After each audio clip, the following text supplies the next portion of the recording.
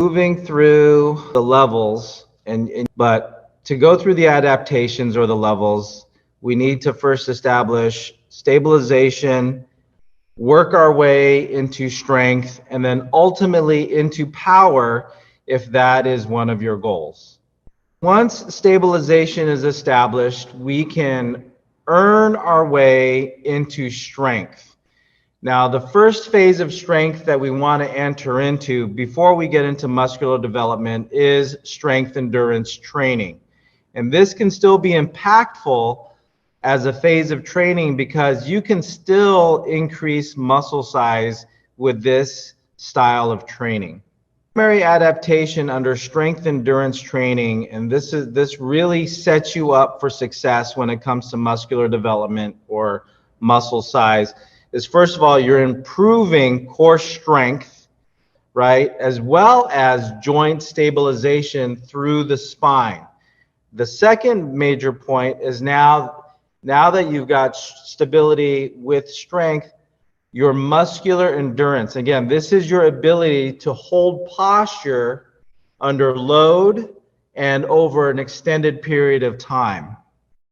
When you do progress to muscular development training, which is phase 3 under strength, you have established core strength, but what really happens here is that you need that muscular strength and hypertrophy because when you look at the acute variables of what your training session will look like, stabilization, endurance, are going to be your biggest assets when it comes to the volume of work necessary for hypertrophy training. To look at phase 1, this is where we will start somebody with stabilization.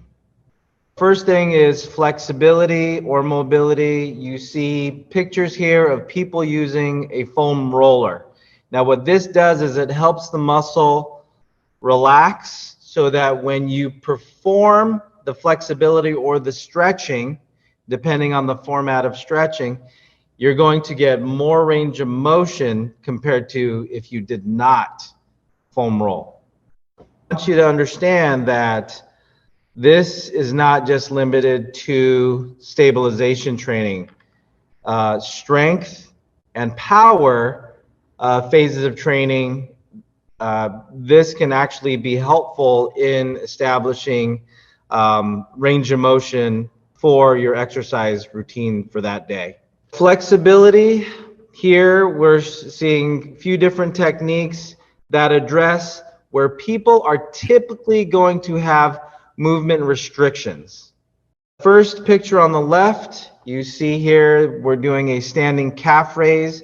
Again, because we are in a more developed and computer-aided time, our clients will tend to sit down quite a bit, which will mean we'll have lack of range of motion through the foot and ankle, which means a calf stretch is going to be something that most of your clients will need to do. Everybody on this meeting right now is sitting in front of a computer. We tend to have our head forward and our shoulders forward and our spines flexed. So that top right-hand picture shows a ball lat stretch, which now can help us get more range of motion through our shoulder joint.